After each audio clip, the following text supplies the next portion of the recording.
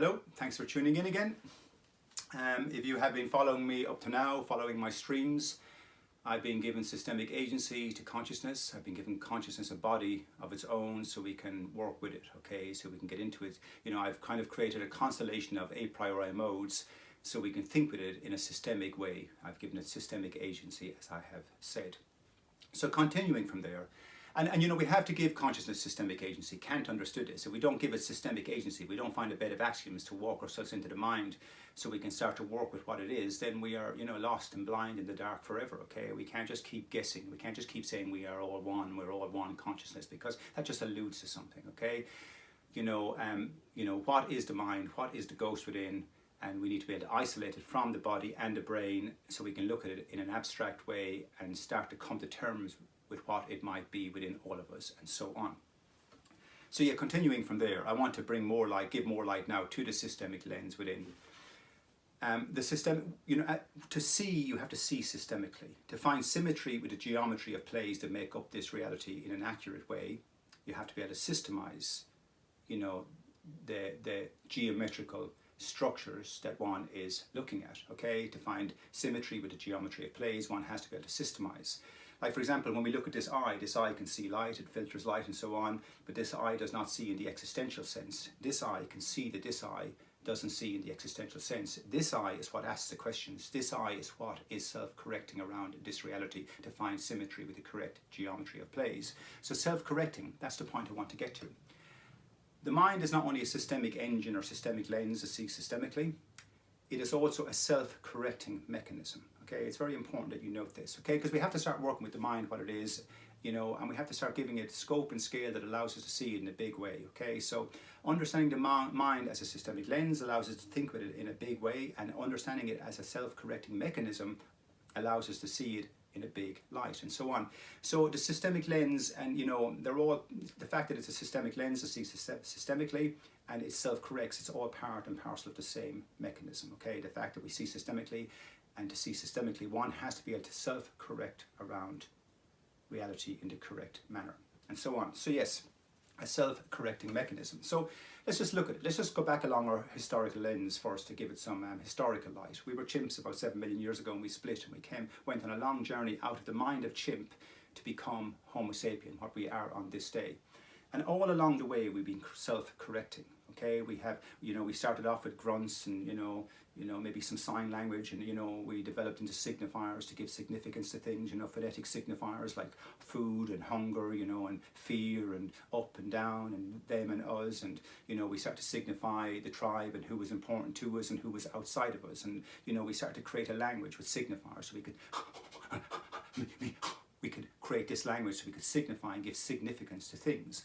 And, you know, let's take it on, let's speed up the whole historical journey, you know, and take it right up to say 400 or 500 years ago. Our understanding of science was pretty dim, pretty backwards, given the variables of evolution and the chimp mind we had come up out of, okay? It's been a long journey, you know, but we were doing our best given the circumstances of evolution.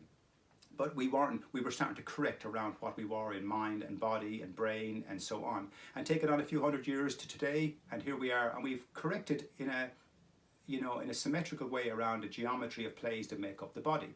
Okay, we know, you know, you break your leg back in the day, you died from it. You break your leg today, with ease the doctors will fix your leg for you, okay, because we corrected around medicine in the correct manner. We corrected ourselves around dentistry in the correct manner.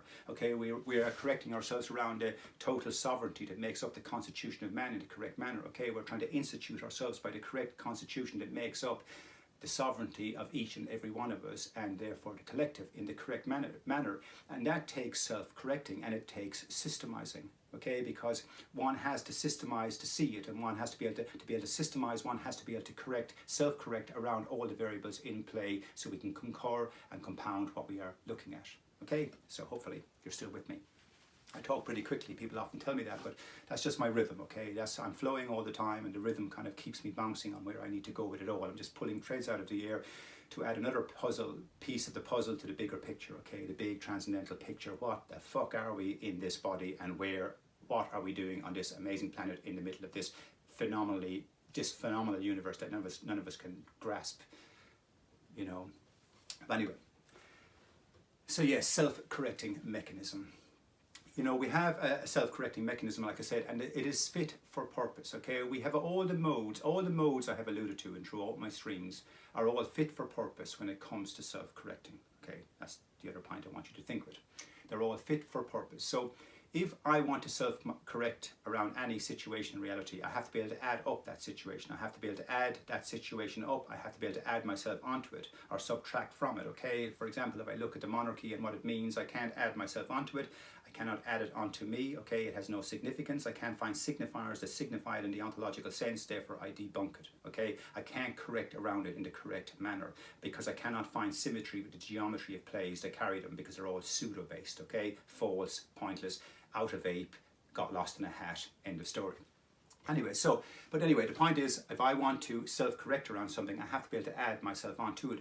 Like I said in one of the previous talks, these modes that I've talked about throughout are like superpowers within all of us. Adding isn't just about adding up your pennies, okay, or the numbers of members you have in your family.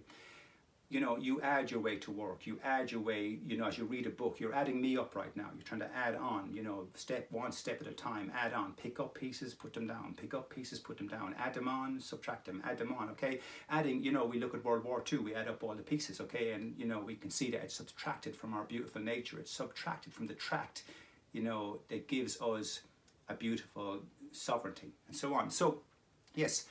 So, you know, adding is a phenomenal tool, as is categorization, the fact that we can categorize, the fact that we were fish, okay, we can categorize ourselves, you know, in an abstract way, and, you know, that we were chimps, okay, we can categorize ourselves in relation to medicine and break ourselves down to cells and DNA strands, and, you know, we can categorize bones and organs, okay, we have the ability to categorize things, okay, we can categorize human beings in the abstract sense and talk about ourselves in relation to, each of us having our own sovereignty, our own constituted sovereignty we must institute ourselves by in the correct manner to know one another and move forward on the correct path and so on. So, like I said, to categorize and to optimize or to identify. We can identify with the fact that we were fish one time and we went on a great journey. We can categorize the fact that we were fish, and we can categorize the fact that we were modifying, you know, in a piecemeal way, step by step as we came forward. Anyway, the point being is all the modes are fit for purpose when it comes to self-correcting, okay? We can categorize, we can optimize, we can identify, we can navigate and so on. We can find combination with things because we understand what combinations are. We can find configuration with things because we